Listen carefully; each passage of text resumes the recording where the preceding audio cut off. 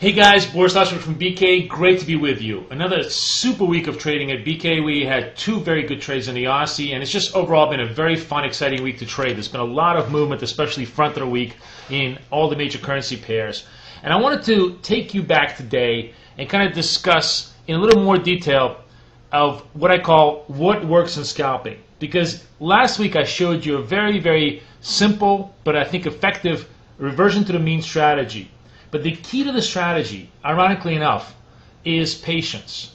What really works in scalping, which is a very, very fast, highly reactive type of activity, is actually sitting on your hands 99% of the time. Because, for example, when you get into this type of situation, it's very, very tempting. Very tempting to just simply, fade the move that's a big candle into the Bollinger Band and fade this kind of move. And sometimes it works and it looks really good. But the problem is, when you start doing a lot of these things continuously, what you discover is that when you don't have a very rigorous, strict set of rules, a lot of these fades basically spike out. For example, if you were to fade here, this looks like it probably would have spiked out and took you out before it actually came back down. And a lot of them simply do not work. Because the critical thing about creating a good algorithm is that you're basically trying to handicap human behavior. You're trying to handicap typically rare events, especially in a reversion to the mean type of strategy here. Because remember, generally the rule is the rarer the trade, the better the trade. So ironically enough, even on a very short-term type of setup where we like to trade 5, 6, 7 times a day, we have to sit through lots and lots and lots of minutes. Ignore, even though this would have been a tempting short, ignore these kind of setups because they're just not within the parameters of what we like to do. Even something like this, that looks like it's actually what is our setup. It really isn't, because what you notice here is you do not have extreme extensions continuously. What we're looking for is an extreme extension continuity, which is a rare but generally a high probability event. So this is euro dollar. Here's an example, by the way, of finally where we get a little bit of this kind of a setup. So being patient over here, if we took 1, 2, 3, we're short here. And even here wouldn't have given us a very, very good print, but it was good enough. We were shorting at 48.08.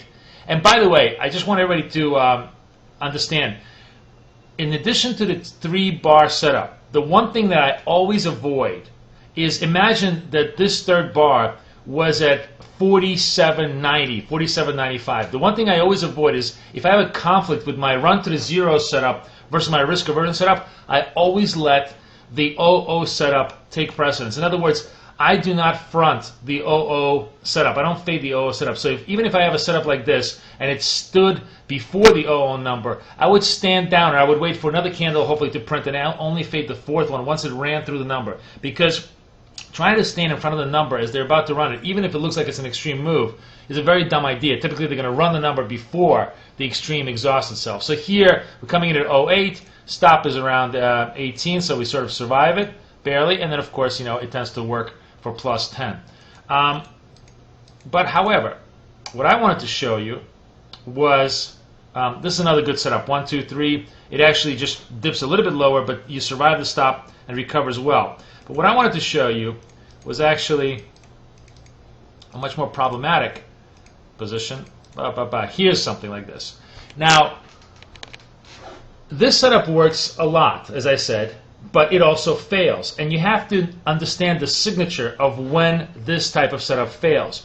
When you have continuous one-way relentless buying or selling, this setup, of course, will fail. So, for example, and this is a 3-bar setup over here, extension is relatively severe. Buying here would have been an absolute sucker's bet, right? Because it just stops you out at 47.05.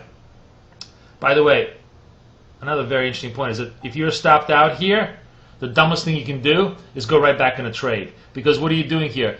Yes, it's overextended. Yes, it's had like five bars in a row against you, but you're coming in against the 00 setup, and of course they're going to break the handle before any kind of a bottoming out process happens. But even more importantly, the other rule that I implement is that if I have 1, 2, 3 and a stop, I begin my count again.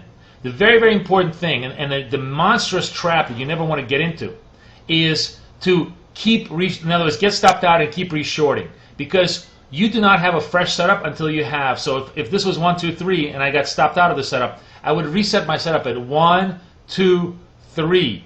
And only after I had the second series of 3 moves to the downside, would I consider another possible buy, which at this point pretty much works a little bit. I mean, this actually gets very problematic because I think we're coming in at 82, and I think this may have, yeah, it just barely survives. It really just barely survives the stop over here, and it eventually does turn around. Makes you, it makes the reversion to the means. Remember, reversion to the mean works. It definitely does. But when it doesn't, the most important thing is to get out of the way and to re-begin your count. You're looking for those rare, unusual situations during the day when the probabilities are in your favor. And that's the key to what works when you're scalping. Now, before I leave you, I want to show you something that you might find interesting. This is the BK record since we went to session-based trading. Basically, we've done about more than 800 pips over the last month and a half. And I wanted to show this to you because I think while, of course, there's absolutely no guarantee that past results are going to show you any kind of future performance, I think it shows you just how robust our model has become for the time being. And that's why I want everybody to consider and invite you, for those of you who are not in our room, to come try us out because we're trading well, and I hope you would enjoy your experience with us. I'm going to post the link to our website right on this video, and if you're interested, feel free to come down and read about everything that we do. And in the meantime, I wish you the best of luck. Next week, I will be gone, so no video, but 2 weeks from now, we'll reconvene again and discuss our adventures in scalp land. This is Boris Schlossberg for BK. Best of luck and over and out.